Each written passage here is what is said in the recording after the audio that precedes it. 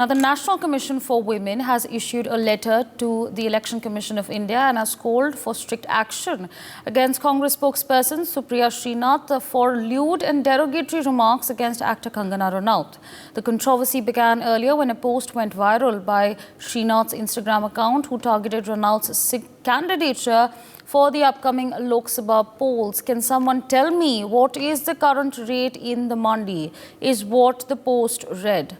This comment was next to a photo of Kangana Ranaut, who is the BJP candidate for Mandi Lok Sabha constituency.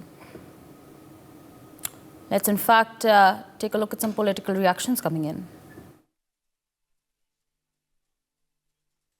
टिप्पणी करी गई है इस देश की एक बेटी पर, एक महिला पे। इसके लिए कांग्रेस पार्टी को माफी मांगनी चाहिए, कांग्रेस पार्टी के शीर्ष नेतृत्व को माफी मांगनी चाहिए। ये दिखाता है कि कांग्रेस पार्टी की असल मानसिकता क्या है, कि वो एक महिला विरोधी पार्टी है। स्वयं श्रीमती सोनिया गांधी जी माता स्वरूपा हैं, एक पुत्री की माता हैं, और इतनी ज़्यादा अभद्र टिप्पणी और इतनी अभद्र भाषा का प्रयोग करा है। मुझे लगता है उनकी आत्मा भी उनको कचोटती तो होगी ही। शीर्ष नेतृत्व को माफ़ी मांगनी चाहिए। ये जो सफाई दी गई है, मैं बहुत विनम्रता से कहूँगी, ये सफाई नहीं, बहाना है। सुप्रिया जी स्वयं social media department Congress party को जो है उसकी चेयरपर्सन है।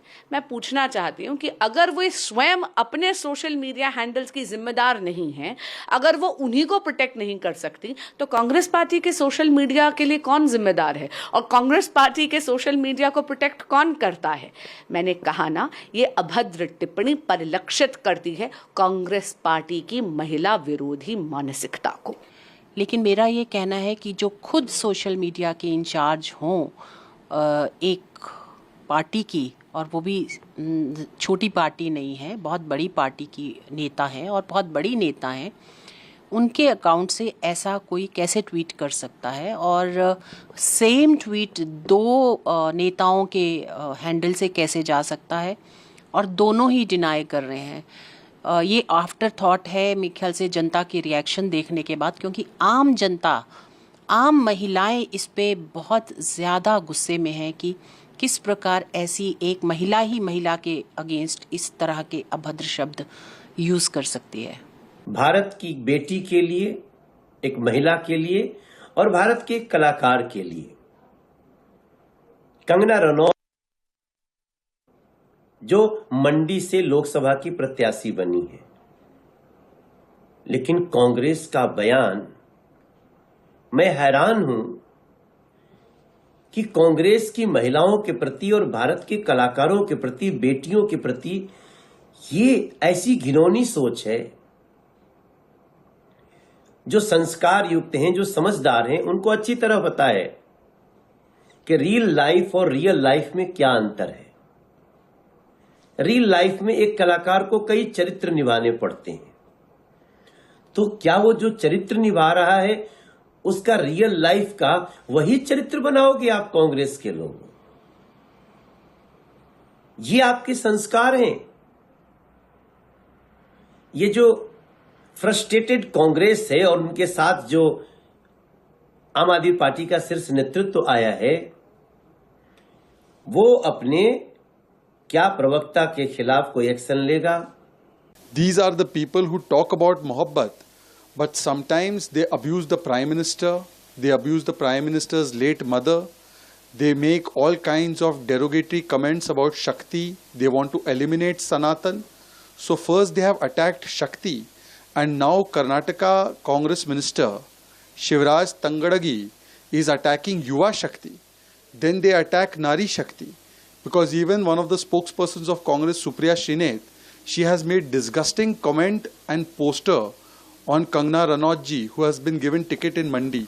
So from Sanatan Shakti to Desh Shakti to Sainya Shakti to Yuva Shakti to Nari Shakti, abusing all of them just because they are not able to counter BJP.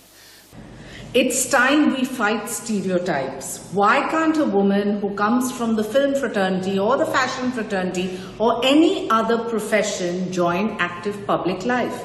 It is with the sentiment of wanting to do something good for your country that that Kangana Ranaut has chosen to join the Bharatiya Janata Party.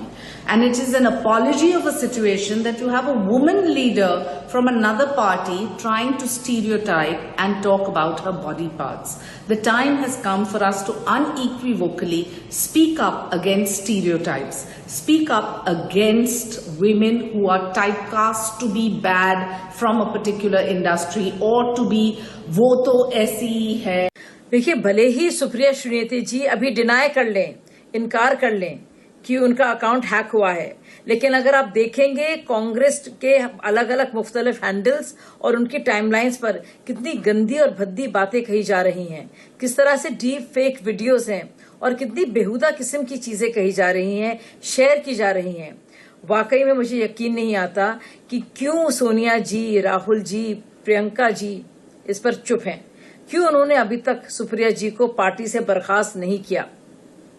आपको याद है कुछ साल पहले आजम खान जी ने जयप्रदा जी के बारे में कितनी घिनौनी और बेहुदा बातें कही थी, और तब भी समाजवादी पार्टी के किसी भी लीडर ने, और मैं इस बार फिर से कहूंगी कि जया बच्चन ने एक भी आवाज नहीं उठाई. For more such videos, subscribe to the NewsX YouTube channel, hit the bell icon.